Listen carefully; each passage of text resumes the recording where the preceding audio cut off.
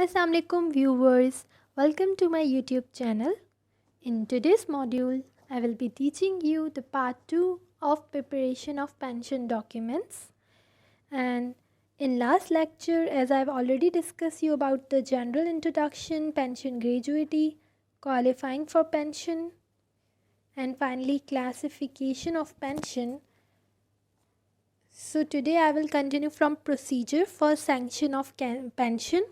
First is steps for finalisation of pension cases. जब हमें pension के केसेस को फाइनलाइज करना होता है तो हम कौन सी चीज़ों को मद्देनज़र रखते हैं, किस चीज़ पे फोकस करते हैं। We focus on the two things. One, the length of qualifying service, जो बिफोर रिटायरमेंट या डेथ से पहले एक एम्प्लॉय ने जो हमें क्वालिफाइंग सर्विस दी, 20 साल 25 साल दी, 30 साल जो भी दी है उन्होंने। अगर हमें ग्रेजुएटी काउंट करनी होती है तो हम देखते हैं कि 10 ईयर्स से कम हो, 5 से ज़्यादा हो। पेंशन का अगर काउंट कर रहे थे तो 10 ईयर्स एटलीस्ट जो की हो तब पेंशन काउंट होगी। तो ये सारी चीज़ें मैं आपको पहले बता चुकी हूँ। तो लेंथ देखते हैं और उसके अलावा एवरेज एमोल्यूमेंट्स। एवरेज एमोल्यूमेंट्स पे मैं बता चुकी हूँ कि जो लास्ट पे होती है हमारी, ठीक है, रिटायरमेंट से पहले, उसको एमोल्यूमेंट्स बोलते हैं, जिसमें टेक्निकल पे और dearness allowances, senior post allowance और XYZ ये सारी चीज़ें आ जाती हैं। Information in both respect is computed based on information available in history और सर्विस बुक। अब जो ये इन्फॉर्मेशन हमें मिलती है कि इस एम्प्लॉय ने इतने साल काम किया है, ठीक है, और इस एम्प्लॉय की इतनी सैलरी थी, ठीक है, इसका इतना अलाउंस था, कन्वेंस अलाउंस इतना था, ये सारी डिटेल कहाँ से मिलती है? From to things. One, the history files, second service book. और लास्ट टाइम भी मतलब हमारी जो सर्विस बुक थी उससे MCQs आए थे, तो इसलिए इस लेक्चर को आप अच्छे से समझिएगा about the service book and the history files की क्या होती हैं। The simplified procedure themselves cannot bring about the desirable results unless the authorities concerned the effective steps to ensure that service records are kept up to date and complete। सिर्फ ये नहीं होता कि अगर हमने कोई प्रोसीजर फॉलो किया तो हमें अच्छे रिज़ल्ट मिलेंगे, यानी पेंशन ठीक से बन जाएगी। नो, हमारे लिए सबसे पहला स्टेप ये होता है कि हमें जो हमारे हिस्ट्री रिकॉर्ड्स हैं या सर्विस के रिकॉर्ड्स हैं एक एम्प्लॉय के, उसको अप टू डेट रखना है कि वो सही इन्फॉर्मेशन दे। अगर किसी ने लीव ली थी तो वो लीव की डिटेल होनी चाहिए। सर्विसेज हैं, सर्विसेज के टाइम पे उसकी रॉन्ग डूइंग्स थी, कुछ भी था, अनएथिकल कोई बिहेवियर अडॉप्ट किया, that all things should be recorded in that service book और हिस्ट्री फाइल्स। उनको डे टू डे हमें मेंटेन करना होता है। So first we will discuss the history files. All divisions और department should maintain a history file for each BS 16 और above. अच्छा, ये MCQs में आ सकता है कि जब हिस्ट्री फाइल मेंटेन होती है तो किस ग्रेड से होती है? It starts from 16 grade and above. 16 grade के लोग जो हैं या उससे ज़्यादा के होते हैं तो उनके लिए क्या चीज़ मेंटेन होती है? History files. और उस फाइल में क्या चीज़ें होती हैं? In history file they are basic 4 things. The gazette notification, the second charge report, अगर किसी और जो है सिटी में चार्ज ली थी तो उसकी रिपोर्ट होनी चाहिए कि फ़र्स्ट ये हैदराबाद में था and after the 5 years is transfer to Lahore, ठीक है। सी अ सेपरेट कार्ड और booklet showing date of assumption and relinquishment of charge of each post and emolument drawn, ठीक है। और एक सेपरेट बुकलेट होता है जिसमें हमें पूरी ये डिटेल होती है कि इसको ये पोस्ट मिली थी, इस पोस्ट जब इसको ये ग्रेड मिला फॉर सपोज़, या ये पोस्ट मिली थी तो इसको यहाँ चार्ज दी गई, लाहौर में, इस्लामाबाद में, कहीं पर भी, ठीक है। उसकी डिटेल भी कि इसको इतना अम्यूलमेंट मिला, इतनी सैलरी इंक्रीमेंट हुई उसकी, क्योंकि ऑब्वियसली व्हेन ट्रांसफ़र होते हैं, व्हेन ग्रेड्स इंक्रीज़ होते हैं, there are certain extra payments, base pay भी हमारी इंक्रीज़ होती है एंड अदर अलाउंसेस जो हैं वो भी टाइम टू टाइम इंक्रीज़ होते हैं, तो उसकी डिटेल होती है इन बुकलेट्स में। एंड दी लीव अकाउंट, यानी जो अगर छुट्टियां ले रहा है पूरी इसकी सर्विस के टाइम पे उन्होंने एनी काइंड ऑफ लीव ली, आइदर फॉर इलनेस और for marriage of their daughter और एनी काइंड ऑफ लीव, तो वो सारी डिटेल्स उस लीव अकाउंट में डाली जाती हैं विद द रीज़न कि क्यों उसने लीव ली है, ठीक है। As soon as officer is transferred to another department or office, his history file should also be moved with him to new office or department. अगर एक ऑफिसर जो है ट्रांसफ़र हो रहा है ना कहीं और, तो उसकी हिस्ट्री फाइल उसके साथ जाती है पूरी ज़िंदगी। उसकी हिस्ट्री फाइल जहाँ पे वो होता है वहाँ पे उसकी वो हिस्ट्री फाइल मेंटेन होती है। Actually I am not feeling well, लेकिन बहुत सारे लोगों के मैसेजेस आ रहे थे कि मैम प्लीज़ आप जल्दी ये लेक्चर्स बनाइए, तो मैं आज बना रही हूँ सिर्फ उनके लिए। तो काइंडली मेरे एफर्ट्स को अप्रिशिएट कीजिएगा। Do subscribe my channel and hit the bell icon to receive the latest videos. So अब मैं आपको ये बता रही थी कि हाँ, हिस्ट्री फाइल्स जो होती हैं वो हर जनवरी के स्टार्ट में, मतलब साल के स्टार्ट में उनको चेक किया जाता है, ठीक है, क्योंकि हमें ये तो देखना है कि यार कोई मसला तो नहीं है। एंड इफ़ एनी डिस्क्रिपेंसी हुई है, एम्प्लॉय देखेगा, जो ऑफिसर था वो देखेगा कि हाँ यार मेरी सर्विस बुक, मेरी हिस्ट्री बुक में जो डिटेल दी गई है, जो लीव्स काउंट हुई है, वो सही है या नहीं। If there is any discrepancy, अगर किसी एम्प्लॉय को लगता है नहीं ये चीज़ एक्स्ट्रा लिख दी गई है या ये इशू एक्स्ट्रा है, मैंने तो इतनी लीव्स की ही नहीं है फॉर सपोज, तो वो हर जनवरी साल के स्टार्ट में उन डिस्क्रिपेंसीज़ को सॉल्व किया जाता है टाइम टू टाइम, यानी चेक होती है ये history books. Okay, let's move on towards the second, that is service book. Service book भी क्या होती है? अब सर्विस बुक में भी हमारी सारी डिटेल होती है, ठीक है। अब ये लास्ट टाइम ये एमसीक्यूज आया था कि कितनी कॉपीज़ होती हैं, तो 2 कॉपी होती हैं। एक होती है हमारे हेड ऑफिस के पास, ठीक है, और दूसरी कॉपी सर्विस बुक की एम्प्लॉय के ख़ुद के पास होती है, ठीक है। अब ये सर्विस बुक किन लोगों के लिए मेंटेन होती है? जो BS1 से B15 ग्रेड के होते हैं, ठीक है। हमने जो भी लास्ट में पढ़ा that is about history files, जो 16 ग्रेड एंड अबव होती हैं। फ्रॉम 1 to 15 ग्रेड के लिए कौन सी होती है? सर्विस बुक, और 2 कॉपीज़ होती हैं। If the work justifies, the whole-time officer should be exclusively designed for supervising maintenance of service book. अगर सर्विस बुक ज़्यादा हैं, एम्प्लॉयज़ मतलब बहुत ज़्यादा हैं आपके, तो सर्विस बुक को मेंटेन रखना होता है, तो आपको स्पेशली उसके लिए कोई ऑफिसर को हायर करना पड़ता है कि वो सर्विस बुक को मेंटेन रखे सारे एम्प्लॉयज़ के, ठीक है। एक कॉपी मैंने आपको ये बताया कि वो हेड ऑफिस की कस्टडी में होती है। किसकी? हेड, जो ऑफिस का हेड होता है उसकी कस्टडी में होती है, ठीक है, और एक अपने एम्प्लॉय के पास होती है। Every step should be recorded in service book and each entry must be attested, ठीक है। सर्विस बुक में हर जो भी चीज़ हो रही है, जो भी स्टेप परफॉर्म हो रहा है, ट्रांसफ़र हो रहे हैं, लीव्स हो रही हैं, कोई पेनल्टी लगी है एम्प्लॉय पे, तो वो भी उसमें होगी। इफ़ कोई इशू हुआ था, कोई उस पर केस किया गया, या कोई उसने अगर लोन लिया है हमारी गवर्नमेंट से, ठीक है, हमारी ऑफिस से, तो वो भी सारी डिटेल होनी चाहिए, लेकिन वो अटेस्टेड भी होने चाहिए। No overwriting, remember this thing, service book में कोई ओवर राइटिंग नहीं होनी चाहिए। It should be insure that all entries are duly made, सही से अटैच्ड हुई हैं, ठीक से बनी हुई हैं, और इसमें कोई ओवर राइटिंग और करेक्शंस नहीं हो, ठीक है। सेकंड कॉपी जो होती है सर्विस बुक की, वो हमने ऑलरेडी बताया कि एक गवर्नमेंट सर्वेंट के खुद के पास होती है, ठीक है। And who should insure that all entries in service book are recorded and attested in time, वो भी इंश्योर कर रहा होता है कि सारी जो एक्टिविटीज़ हो रही हैं वो टाइम टू टाइम सही से अटेस्ट और रिकॉर्ड हो रही हैं। The government servant should, in his interest, examine his service book occasionally in order to see that it is not properly maintained, but the entries made therein are complete in all respects. Employee भी time to time अपनी service book को check करता रहता है कि if there is any kind of confusion, over writing और any thing is missing, any data is missing, तो वो फॉरनली क्या करता है? कम्युनिकेट करता है that this thing is missing और this thing is done in a wrong way, तो उसको आप करेक्ट करो, ठीक है। The head of office should permit a government servant to examine his service book, और ये पूरी परमिशन होती है हेड ऑफिस की तरफ से हमारे गवर्नमेंट सर्वेंट को कि वो अपनी सर्विस बुक को अच्छे से चेक कर सकता है। उसके बाद आ जाता है वेरिफिकेशन ऑफ सर्विस, ठीक है। जब हम पेंशन के लिए देख रहे होते हैं तो हमें वेरीफाई करनी पड़ती है सर्विस को। At a fix time early in the year the service book should be taken up for verification by head of the office, who after satisfying himself that service of government servant concerned are correctly recorded in each service book should record it in a certificate in the following form: service verified up to date from the record from which the verification is made।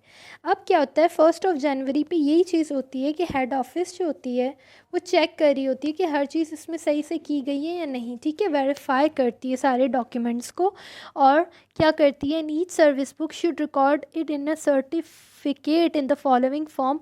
अच्छा, हर साल फिर वो चीज़ proper certificate form में लिखी जाती है कि yes हमने वेरिफिकेशन किया, and after verification we can conclude के सारे डॉक्यूमेंट सर्विस बुक जो है बिल्कुल ठीक से बनाई गई है। Number 4 is allocation of pension between different departments. ठीक है, हम लोग हमेशा क्या करते हैं, जब पेंशन की बात आती है तो हर डिपार्टमेंट के हिसाब से पेंशन एलोकेट होती है।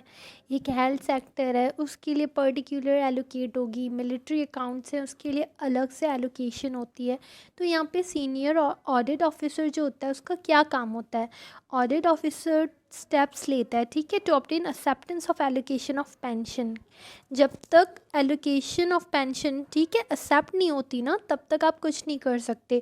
तो ऑडिट ऑफिसर को एक्सेप्टेंस लेनी होती है, ठीक है, कि इतनी एस्टिमेट्स लगाई गई हैं पेंशन की, और वो किससे लेता है, एक तो हमारे अकाउंट ऑफिसर, ठीक है, जो प्रोविजनल गवर्नमेंट होती है उसके अकाउंट ऑफिसर से लेते हैं। अगर कोई कमर्शियल डिपार्टमेंट होता है जैसे रेलवे हो गया, पोस्ट टेलीग्राफ हो गया, ठीक है, इस रिस्पेक्ट में सर्विस रेंडर्ड अंडर दैम उनके जो हेड्स होंगे उनसे लेते हैं, ठीक है। या फिर अगर मिलिट्री अकाउंट ऑफिसर से हम तब लेते हैं जब हमें सर्विस के लिए पे करना होता है, ठीक है, जब हम डिफेंस की एस्टीमेट्स लगाते हैं।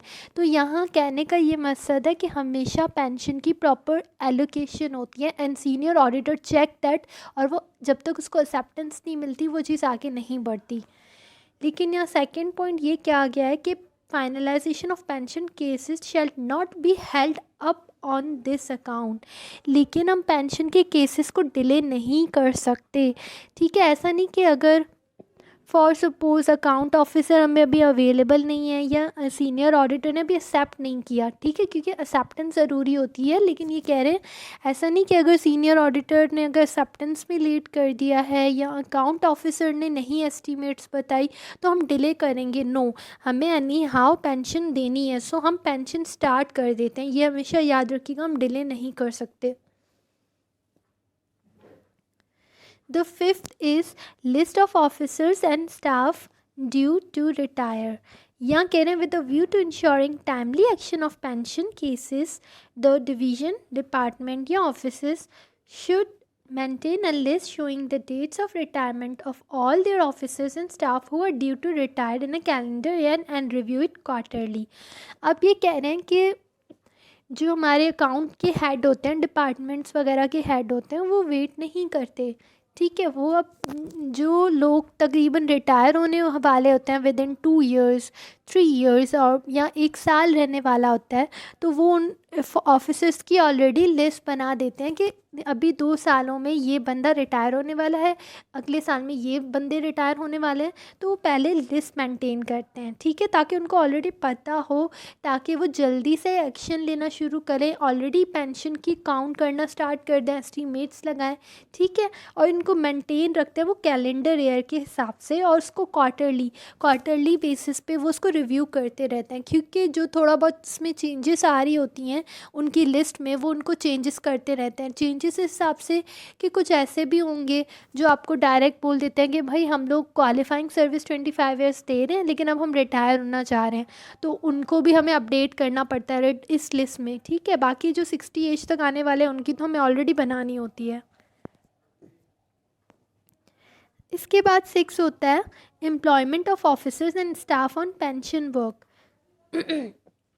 अब इस पॉइंट में ये कहा गया है कि डिपेंड करता है, कुछ ऐसे डिपार्टमेंट होते हैं जहाँ बहुत सारे एम्प्लॉयज़ काम करते हैं तो वहाँ पेंशन का काम बहुत ज़्यादा होता है, there is a huge burden, ठीक है।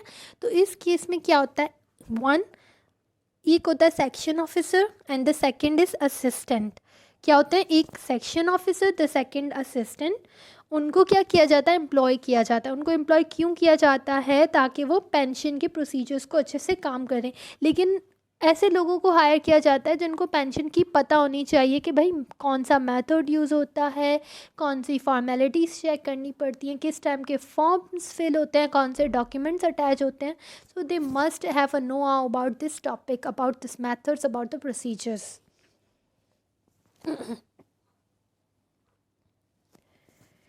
The seventh thing is observance of rules relating to grant of secured advances. अब ये क्या चीज़ होती है, इसमें secured advances की बात की है. advances मतलब होता है लोन. अब गवर्नमेंट सर्वेंट्स के पास ये एबिलिटी होती है, गवर्नमेंट उनको ये चांस देती है कि आप लोग लोन ले सको. अगर आपकी किसी बेटी की या बेटे की शादी है, ठीक है, या अगर जब घर बनवाना होता है तो वो गवर्नमेंट से लोन ले सकता है. गवर्नमेंट एम्प्लॉयज़ को ये बेनिफिट होता है. लेकिन अब यहाँ कह रहे हैं सिक्योर्ड एडवांसेस. सिक्योर्ड एडवांसेस वो होते हैं जिस पे कोई मॉर्गेज हो, ठीक है, यानी कोई सिक्योरिटी रखी गई हो, ठीक है, that is the secured advances. Secured मतलब कोई मॉर्गेज या कोई चीज़ गिरवी रखी गई है सेफ्टी के लिए. तो इनके लिए क्या बात की गई है, it should be insured that all secured advances made to government servant are properly and advocately secured with mortgage deeds और एग्रीमेंट्स. अब ये कह रहे हैं कि अगर आप जब सिक्योर्ड लोन दे रहे हो, सिक्योर्ड एडवांस दे रहे हो गवर्नमेंट सर्वेंट को, तो ये आपको मेक श्योर करना होता है कि उसके लिए प्रॉपर मॉर्गेज डीड साइन किया गया हो, ठीक है. यानी मॉर्गेज डीड क्या होता है, जिसमें पूरी डिटेल दी जाती है. गवर्नमेंट सर्वेंट बताएगा कि मैं ये चीज़ गिरवी रख रहा हूँ कि बिकॉज मैंने ये लोन लिया है and I will pay that loan with in that time period. इतने टाइम पीरियड में प्रॉपर एक मॉर्गेज डीड साइन होना चाहिए. Grant of unsecured advances. No unsecured advances should be ordinarily be granted to any government servant within 6 months of date of his retirement. किसी भी, अब ये MCQs में आ सकता है कि कितने टाइम पीरियड होता है जब बंदा रिटायर होने वाला है तो आप उनको लोन नहीं देते. तो आप गवर्नमेंट सर्वेंट को विद 6 मंथ्स पहले, जब वो रिटायर होने वाला है उससे 6 मंथ्स पहले से कोई लोन नहीं देते हो, ठीक है. आप कभी भी लोन नहीं देते हो उनको. या फिर ठीक है, ऐसा हो सकता है कि आप अगर उनको लोन दे रहे हो तो मेक श्योर कि उनके प्रीवियस आउटस्टैंडिंग जो अमाउंट है, यानी कि पहले के ड्यूज़ वगैरह हैं, तो वो क्लियर हों. अगर उनके पहले के ड्यूज़ क्लियर नहीं है तो आप कैसे उनको दे सकते हो.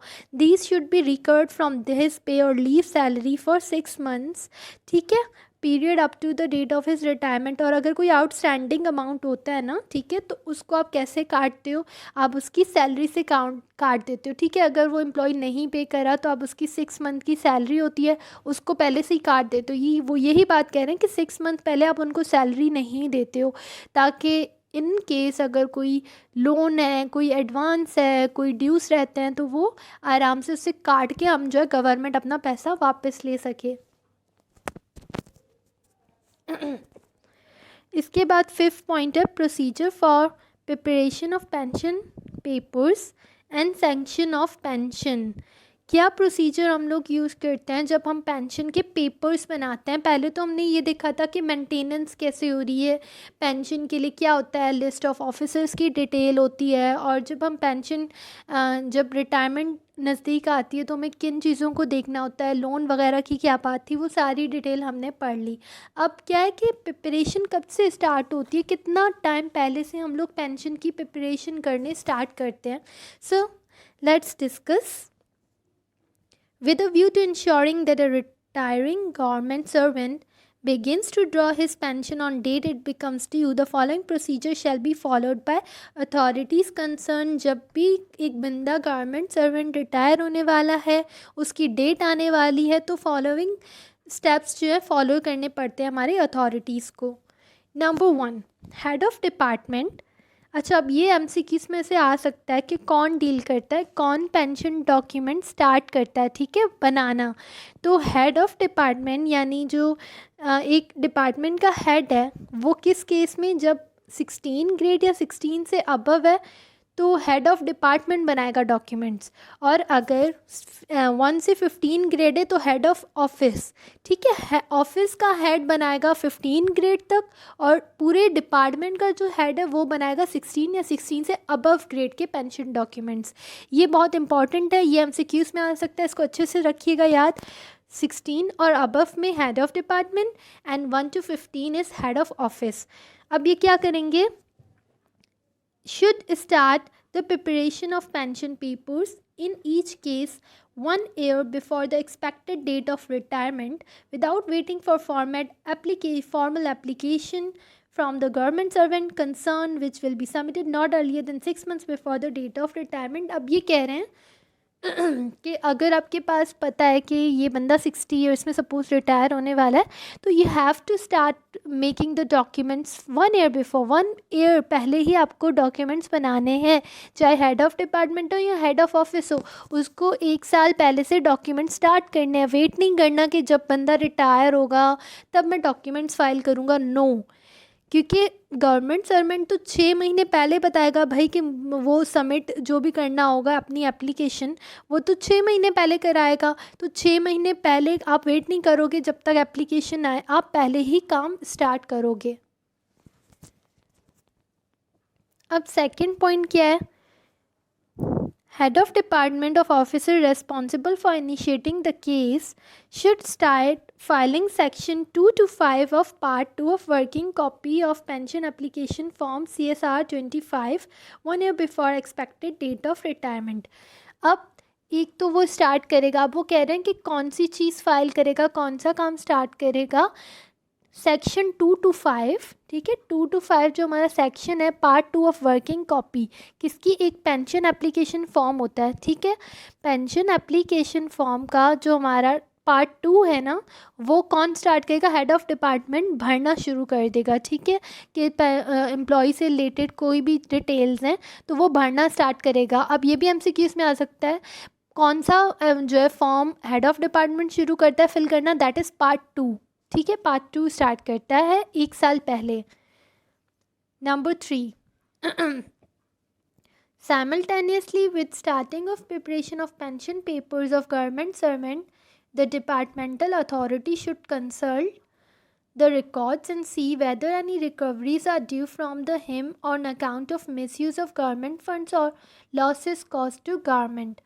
अब जब ये फिल करेगा ना पार्ट 2, तो अब सबसे पहले हेड ऑफ़ डिपार्टमेंट ये देखता है कि गवर्नमेंट सर्वेंट के ख़िलाफ़ कोई ड्यूज़ तो नहीं है, या कुछ ऐसा काम, कोई गवर्नमेंट फंड्स थे जिसको इस एम्प्लॉय ने मिसयूज़ किया हो, कोई नुकसान हुआ हो गवर्नमेंट को इसकी तरफ से, कोई क्रिमिनल एक्ट इसने किया हो, यानी कोई भी चीज़ें की हो, पहले हमेशा हेड ऑफ़ डिपार्टमेंट को वो चीज़ें देखनी पड़ेंगी कि भाई इसके ख़िलाफ़ तो कोई ऐसे रिकॉर्ड तो नहीं है, सब कुछ क्लियर तो है, everything is clear, then he will move on towards filling of the part 2 of pension application form.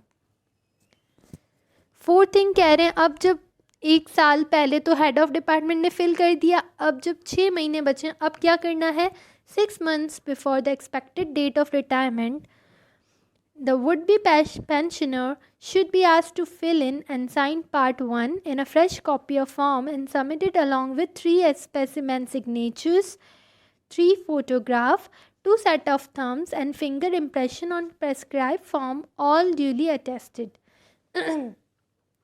अब जब 6 महीने बच गए, तो अब जो पार्ट 1 था पेंशन एप्लीकेशन फॉर्म का, वो एम्प्लॉय भरेगा. अब एम्प्लॉय जब भरेगा तो उसको उसके साथ कौन से डॉक्यूमेंट, कौन सी चीज़ें सबमिट करनी है. नंबर 1, 3 सिग्नेचर्स करेगा, 3 फोटोग्राफ देगा और 2 थंबनेल्स देगा, लेकिन ये सारी चीज़ें अटैच्ड होनी चाहिए. उसके बाद part 1 of working copy should then be filled in by copying from sign copy receive from applicant. Section 2 to 5 of part 1 of sign copy should be filled in by copying from working copy. Section 1 of part 2 of both forms will then be filled in. अच्छा, together जो है part 1 और part 2 को compile किया जाएगा, उनको ठीक से चेक और फिल किया जाएगा. उसके बाद कह रहे हैं request for furnishing no demand certificate should be made to all concerns at least 6 months before the date of retirement of government servant. If any demand against is outstanding against the government servant, it must be intimated for later than 15 days after the date of retirement. अब हमें 6 महीने पहले part 1 कर दिया employ ने, अब कह रहे हैं कि 6 महीने ही पहले नो डिमांड सर्टिफिकेट लेना होता है एम्प्लॉय से.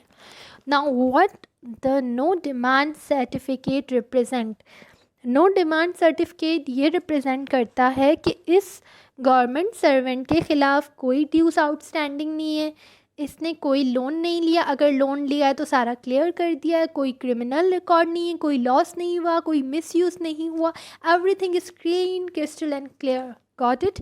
लेकिन अगर कोई आउटस्टैंडिंग चीज़ें हैं, यानी कोई अमाउंट जो लोन लिया था वो भी आउटस्टैंडिंग है, तो उस सिचुएशन में क्या होता है, गवर्नमेंट सर्वेंट को नॉट लेटर देन 15 डेज़, जब डेट ऑफ रिटायरमेंट हो रही है तो उसके 15 दिन एटलीस्ट, उससे ज़्यादा नहीं कर सकता, 15 डेज़ के अंदर अंदर उसको सारे आउटस्टैंडिंग पे करने हैं। अगर पूरी कोई आउटस्टैंडिंग नहीं है तो नो डिमांड सर्टिफिकेट उसको देना पड़ेगा।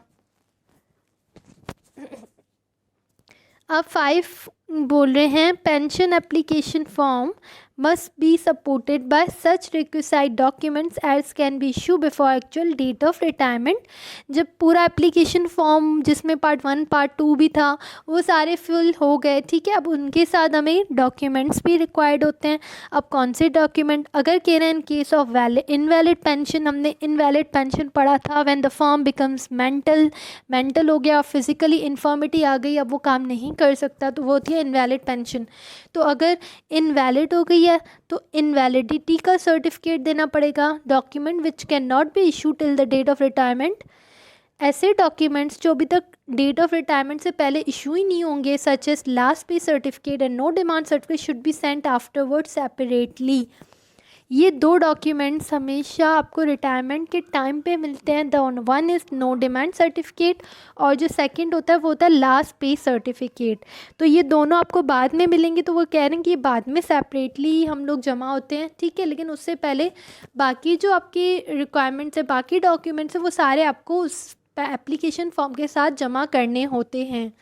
अब क्या कह रहे हैं, last pay certificate it shall be mandatory for drawing and dispersing officer and audit and accounts authority to issue last pay certificate within 15 days of date of retirement of government servant. अब ये auditor, क्योंकि ये किसकी duty थी, हमने पहले पढ़ा था ना कि ऑडिटर होता है और हमारा अकाउंट अथॉरिटी जो होती हैं वो जो है हमारी एस्टीमेट्स देखती हैं एलोकेशन की, मैंने आपको अभी यही चीज़ बताई थी। तो जब वो देख लेती हैं, एक्सेप्ट हो जाती है, एक्सेप्टेंस मिल जाती है, तो वो क्या करेंगी, लास्ट पे सर्टिफिकेट इशू करेंगी ना, तो वो कम से कम 15 दिन में करना ही करना है। किसको, हमारे सीनियर और जो ऑडिट है और जो हमारे ऑफिसर्स हैं उनको। अब कह रहे हैं, where a government servant is deceased and family pension is payable to widow और अदर क्लेमेंट्स। अगर एक गवर्नमेंट सर्वेंट है, ठीक है, जो मर गया तो फैमिली पेंशन पे होती है, एज ऑलरेडी टोल्ड यू। उस केस में कौन से डॉक्यूमेंट्स रिक्वायर्ड होते हैं, यहाँ लिखा हुआ है एप्लीकेशन जो हमारी थी, ठीक है, एप्लीकेशन देगा विडो या क्लेमेंट। उसके अलावा डेथ सर्टिफिकेट, क्योंकि डेथ सर्टिफिकेट तो एनी हाउ रिक्वायर्ड है, दैट पर्सन इज़ डेड। जाहिर बात है, तब जब तक सर्टिफिकेट नहीं होगा आप कैसे प्रूव करोगे कि ये बंदा डेथ है। उसके बाद पोस्टल एड्रेस, उसकी 3 कॉपीज़, सर्वाइविंग मेंबर्स, यानी इतने फैमिली मेंबर्स है जो सर्वाइविंग है। उसके बाद स्पेसिमेन सिग्नेचर, विडो की signature, thumb and finger impression जो होता है विडो का, नॉन एम्प्लॉयमेंट सर्टिफिकेट, ठीक है, नॉन एम्प्लॉयमेंट का certificate, a certificate to the effect that widow has not judicially separated from her husband. ये ज़रूरी होता है कि ये बताना कि विडो अपने हस्बैंड से अलग नहीं हुई है, ठीक है, डिवोर्स उसका नहीं हुआ है। अ सर्टिफिकेट दैट विडो जो है री मैरिड भी नहीं है, क्योंकि ऐसा नहीं कि शादी के बाद फ़ौरन ही मतलब जो है डेथ हो गई, उसने दूसरी शादी कर ली, तो उसका सर्टिफिकेट भी एनी हाउ देना ज़रूरी होता है कि इसने कोई शादी अभी नहीं की। Audit officer, after scrutinizing part 1 and part 2 and arriving at its own finding about correct length of qualifying service and the amount of pension and gratuity admissible, record a gist of his findings from this working paper into part 3 of the form। अब हमने पढ़ा था there are 3 जो है form के 3 part पढ़ लिए। 1 था जो हमारे हेड ऑफ़ डिपार्टमेंट या हेड ऑफ़ ऑफिस भरेगा, पार्ट 2 का हमने बताया कि एम्प्लॉय भरेगा। नाउ द पार्ट 3 जो है फॉर्म का वो कौन भरता है, ऑडिट ऑफिसर। ये हमारे उसमें आ सकता है एमसीक्यूज़ में, क्योंकि हम पढ़ी सीनियर ऑडिटर का रहे हैं, तो ऑडिटर का जो काम होगा वो आएगा ही आएगा, ठीक है। ये एमसीक्यूज़ में आ सकती है चीज़ के कौन सा ऑडिटर का क्या काम होता है, वो पार्ट 3 भरता है, ठीक है। अब वो जब देखेगा करेक्ट लेंथ, क्योंकि ऑडिटर का काम है यार चेक करना, वेरीफाई करना, वो वेरीफाई करेगा कि इस एम्प्लॉय की जो सर्विस बुक में या हिस्ट्री फाइल्स में क्वालिफाइंग लेंथ लिखी गई है सर्विस की, वो एक्चुअल में है या नहीं है, इतनी इसको बेसिक पे दी जा रही है नहीं जा रही है, सारा वेरीफाई करने के बाद वो जिस्ट मतलब एक समरी लिखता है, और वो समरी किस चीज़ में लिखता है? पार्ट 3 ऑफ वर्किंग पेपर में। आप कह रहे हैं the audit officer should issue pension payment order. अब ये भी MCQs में आता है। एक तो ऑडिट ऑफिसर ने क्या करा, पूरा वेरीफाई किया, उसके बाद उसने एक समरी लिखी पार्ट 3 में।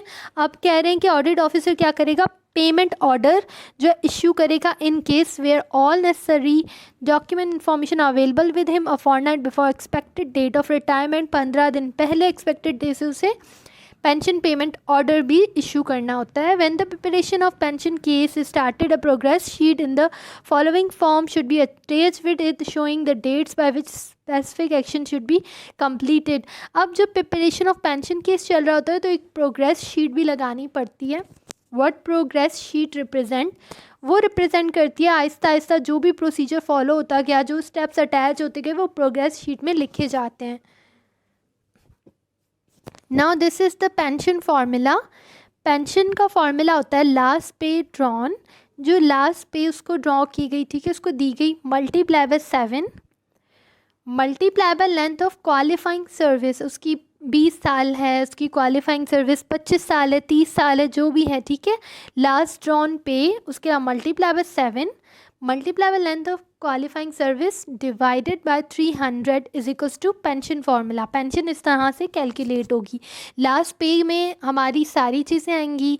पहले बेस पे थी, बेस पे में we can add all the allowances, जितने अलाउंसेस दिए गए, एक्स्ट्रा पे दी गई, इंक्रीमेंट्स दिए गए, वो ऐड होंगे।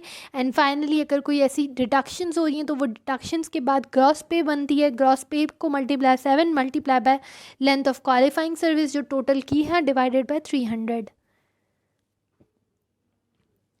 अब in case of voluntary retirement of government servant, the head department are responsible for ensuring verification of qualifying service by auditor within 1 month from date of receipt of application for voluntary retirement after 25 years qualifying service। यहाँ यही बात की गई है कि अगर कोई voluntary retire होना चाहता है, जो हमने रिटायरिंग पेंशन में पढ़ा कि 25 years ऑफ सर्विस कंप्लीट हुई, तो अब वो रिटायर हो रहा है, तो ऑडिटर का क्या काम है, ऑडिटर वेरीफाई करेगा कि हाँ इस बंदे ने सच्ची में 25 ईयर्स कंप्लीट किए हैं या नहीं किए, या इसका कुछ टाइम मिसिंग है।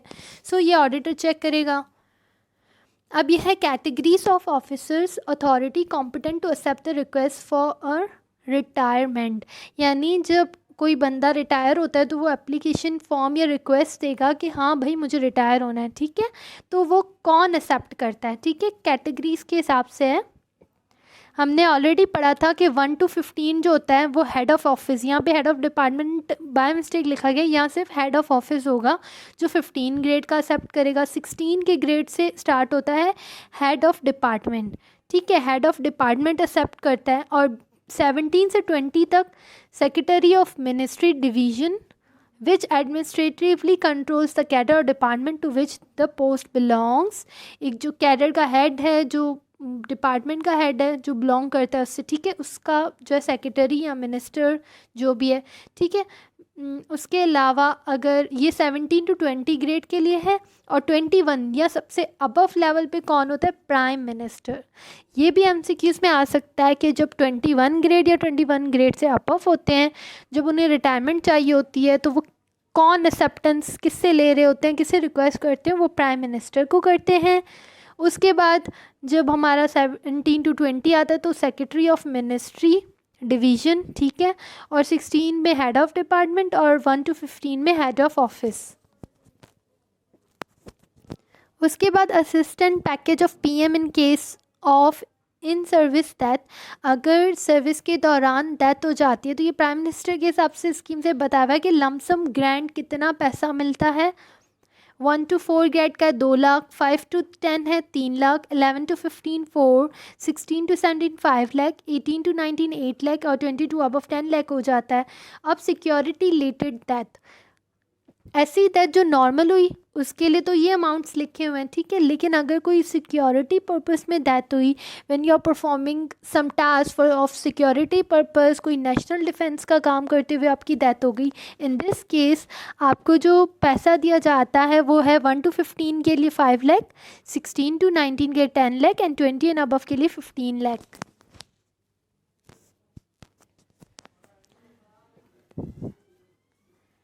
उसके अलावा क्या है कि in case of government servant die before his retirement, अगर गवर्नमेंट सर्वेंट डाई हो गया अपने रिटायरमेंट से पहले, तो हम लोग कैसे कैलकुलेट करते हैं, ये लिखा हुआ है, ऐसे रिटायर और invalid pension on date following the date of end his family will be paid the gratuity calculated based on formula 25% of gross pension. अच्छा, ठीक है। In addition the family will be entitled to a monthly family pension of 50% of full amount of pension. अगर employee जो हमारा था उसकी death हो गई, ठीक है, सर्विस के दौरान, तो अब उसकी फैमिली को मिलना है पैसा, तो अब कह रहे हैं किस तरह से काउंट होता है। अगर ग्रेजुएटी होती है तो वो पेंशन का 25% मिलेगा फैमिली को, लेकिन अगर हम पेंशन की बात करते हैं तो 50% of full amount of pension, यानी जो पेंशन एम्प्लॉई को मिलनी थी अगर वो ज़िंदा होता, लेकिन अब वो ज़िंदा नहीं, उसकी डेथ हो गई, ठीक है ना। अगर सपोज़ उसको जितनी भी मिलनी थी, उसको फॉर सपोज़ 1 लाख मिलनी थी, तो उसका 50% 50,000 जो है अब उसकी फैमिली को मिलेगा। इन case of death of window, अगर विडो भी डेथ हो गई, ठीक है, यानी जो उसकी बीवी थी उसकी भी डेथ हो गई, तो अब क्या करें, इसकी सिचुएशन लिखिए। The family pension will be admissible to the son को दी जाएगी if until they attain the age of 21 years, जब तक उनकी एज 21 नहीं हो जाती उसके बेटों की, ठीक है, जो मर गया था, तो उसको जो है पेंशन मिलती है। या फिर एल्डर सर्वाइंग अनमैरिड डॉटर, या जो सबसे बड़ी डॉटर है जो अनमैरिड, ठीक है, उसकी जब तक शादी नहीं होती तब तक उसको पेंशन मिलेगी। ये भी एमसीक्यूज़ में आ सकता है। 75% पेंशन टू स्पॉज और elder son till the youngest child attend the age of 18 years. ठीक है, यहाँ पे कितनी पेंशन मिल रही है, 75% पेंशन मिलती है एल्डर सन को, या फिर जो यंगेस्ट बच्चा है 18 ईयर्स। अब यहाँ कुछ चीज़ें कंफ्यूज कर रही हैं। एक पॉइंट, अगर विडो है तो विडो को तो 50% मिल रही थी, विडो नहीं है अब तो सन को मिलेगी, या ऐसा सन जो बड़ा है सबसे, जिसकी एज 21 तक नहीं आई, या फिर जो सबसे छोटा बेटा है वो 18 साल का भी नहीं हुआ तब तक उनको पेंशन मिलेगी, या फिर सबसे बड़ी सिस्टर जो हमने बताई थी उसको। नॉर्मल पेंशन जो है, ठीक है। अब retention of house, government house और payment of rent for hired house for 5 years till the age of superannuation whichever is less but for minimum period of 3 year. अच्छा, यहाँ गवर्नमेंट हाउस की भी बात की गई है, ठीक है। अगर जो है आपका जो है एम्प्लॉई जो है उसकी डेथ हो गई, ठीक है ना, तो अब उस टाइम पे ये कह रहे हैं कि इतनी परमिशन दी जाती है कि जो है आपकी जो उसकी फैमिली है उसको रहने की इजाज़त दी जाती है नहीं उस घर में, ठीक है, 3 ईयर्स के लिए, मिनिमम 3 ईयर्स के लिए, ठीक है। वो इस तरह से होता है। फॉर सपोज 60 ईयर्स रिटायरमेंट की थी, अब उसकी वो 58 में डेथ हो गई उसकी, तो अब 2 साल रहते थे उसकी रिटायरमेंट में। इन दिस केस फैमिली को अब निकाल नहीं सकते, फैमिली को अब 3 साल रहने के लिए इजाज़त दोगे उसकी फैमिली को, जो हमारे गवर्नमेंट हाउसेस होते हैं जैसे वापडा में है, ठीक है। लेकिन अगर उसकी डेथ में काफ़ी टाइम था, फॉर सपोज़ अभी 54 जो है उसकी जो है 54 की एज में उसकी डेथ हो गई, नाउ 6 ईयर्स रिमेनिंग है, इन दिस केस आपको एटलीस्ट 5 ईयर्स देना है, ठीक है, टाइम पीरियड। ये टाइम पीरियड की बात की गई है कि आप उनको घर में रहने की इजाज़त दोगे गवर्नमेंट का जो हाउस है। उसके अलावा जो 1 to 15 ग्रेड के हैं, ठीक है, एम्प्लॉयज़ थे, उनके औलाद को उनको आप एम्प्लॉयमेंट देते हो, ठीक है, 2 ईयर्स की कॉन्ट्रैक्ट की बेसिस पे, उसमें आप कोई एडवर्टाइजमेंट नहीं करते, आप डायरेक्टली उनको 2 साल कॉन्ट्रैक्ट पे हायर करते हो, उनको एम्प्लॉयमेंट देते हो। फ्री हेल्थ फैसिलिटीज़ देते हो उस चिल्ड्रन को up to the age of 18, ठीक है। इन गवर्नमेंट हॉस्पिटल्स में उनको फैसिलिटी होती है कि वो जो इलाज करवा सकें, और उसके अलावा अलॉटमेंट होती है, ठीक है, प्लॉट की। ऐसे गवर्नमेंट में ऐसी काफ़ी फैसिलिटीज़ होती हैं, तो वो कितनी होती है, 2% quota fix for deceased employees, जो एम्प्लॉयज़ मर जाते हैं तो उनकी फिक्स कितनी की गई है, 2% कोटा, जिसकी बेसिस पे उनको अलॉट किए जाते हैं plot. Free education to 1 child, free education के लिए पैसा मिलता है चाइल्ड को up to the age of 18 years. ये हमारे साथ भी था। फॉर सपोज़ मेरे जब फादर की डेथ हुई थी तो मेरे जो छोटे भाई थे वो 18 ईयर्स के नहीं हुए थे, तो उनको एक पर्टिकुलर अमाउंट मिला था कि जब तक वो 18 ईयर्स के नहीं होते तो उनकी फ्री एजुकेशन के लिए उनको पैसे मिले थे। तो ये होता है, छोटे में छोटा जो चाइल्ड हो रहा होता है ना, एक चाइल्ड के लिए एजुकेशन फ्री मिलती है। In case of security related death, वही package provide for free education to all children up to of the deceased up to age of 18 years. हाँ, अगर सिक्योरिटी रिलेटेड डेथ हुई है तो सबको फ्री एजुकेशन मिलेगी, सारे चिल्ड्रन को तब तक जब तक वो 18 के नहीं होते। लेकिन नॉर्मल केस है, नॉर्मल डेथ है तो 18 ईयर्स तक। उसके अलावा ये स्टेजेस होती है relating to preparation and disposal of ordinary pension case के लिए। देयर कितनी स्टेजेस होती हैं? There 5 stages. याद रखिएगा, हाउ मेनी स्टेजेस? 5 स्टेजेस। एक होती है 1 ईयर बिफोर, उसके बाद 6 months before, then 3 months before, और after the issue of PPO हमने बताया था कि ऑडिट ऑफिसर देता है। पेंशन पेमेंट ऑर्डर जो होता है हमने पढ़ा था ना, वो कौन देता है? ऑडिट ऑफिसर देता है। तो ये स्टेजेस बताई गई हैं कि 1 ईयर बिफोर क्या होता है, हम ऑलरेडी ये चीज़ पढ़ चुके हैं। The office responsible for initiating case start filling the copy 1 ओ कॉपी 2 एप्लीकेशन फॉर्म की भरना शुरू कर देता है। चेक रिकॉर्ड्स को देखते हैं, ये समरी है बेसिकली, आप समरी को याद रखिए। जो फर्स्ट स्टेज होती है 1 साल पहले, जिसमें ये देखा जाएगा कोई डिस्क्रिपेंसी तो नहीं की गई। प्रोग्रेस शीट अटैच की जाएगी, और क्या होगा, फॉर्म का जो पार्ट 2 था वो फिल होना स्टार्ट होगा। अब 6 मंथ्स बिफोर क्या होगा, एम्प्लॉय अपना पार्ट 1 भरेगा। उसके अलावा क्या होगा, पार्टीज़ जो हैं नो डिमांड सर्टिफिकेट की बात करेंगी कि रिक्वेस्ट करेंगी कि मिले, ठीक है। Wants the state to bring the rent account up to date. उसके अलावा कोई भी रेंट अकाउंट है, कोई लायबिलिटी है, एडवांसेस हैं, उनका जो भी रिकॉर्ड है, ठीक है, उसको अप टू डेट रखना है, आउटस्टैंडिंग नहीं होना चाहिए। अब कह रहे हैं 6 to 3 months before date of retirement, ये है स्टेज नंबर 3। इसमें क्या करना है, जब 6 या 3 मंथ बच गए, complete the pension papers for submission to sanctioning authority. Pension payments papers थे कंप्लीट करने हैं, अब सैंक्शनिंग अथॉरिटी को देने हैं, ठीक है। अब सैंक्शनिंग अथॉरिटी क्या करती है, फाइनली वो ऑडिट ऑफिसर को देती है। हमेशा याद रखिएगा, सबसे पहले ये फाइनलाइज हुआ तो सैंक्शनिंग अथॉरिटी के पास जाएगा, सैंक्शनिंग अथॉरिटी से डायरेक्ट ऑडिट ऑफिसर।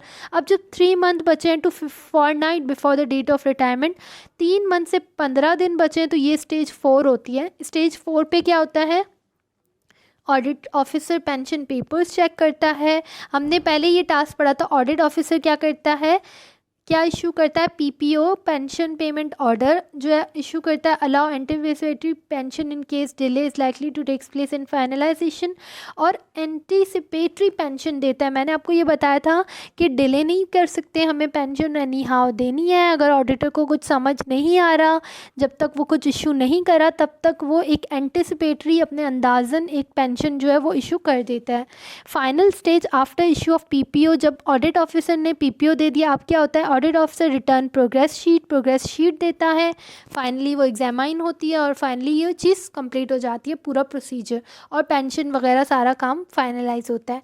अब कह रहे हैं फॉलोइंग डॉक्यूमेंट्स होते हैं जब पेंशन फाइनलाइज होती है, कौन से डॉक्यूमेंट्स रिक्वायर्ड होते हैं।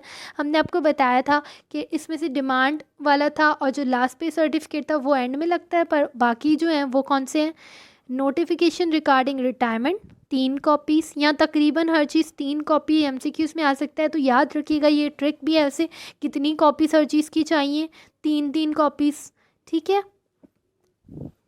अब जो है photograph of officer 3, specimen signature 3, fingerprint 3 हो गए, कंसेंट जो है सारे ऑफिशियल्स की वो 3 हो गई, declaration not part in politics 3, no demand certificate जो ज़रूरी है वो, declaration regarding non receipt of pension, family members कितने हैं वो भी 3, एनआईसी कितनी है वो भी देनी होगी, option for direct credit through banking, service book, ठीक है। सर्विस बुक हमारे पास मैंने बताया था एक तो ओरिजिनल होती है, बाकी 2 कॉपीज़ होती हैं।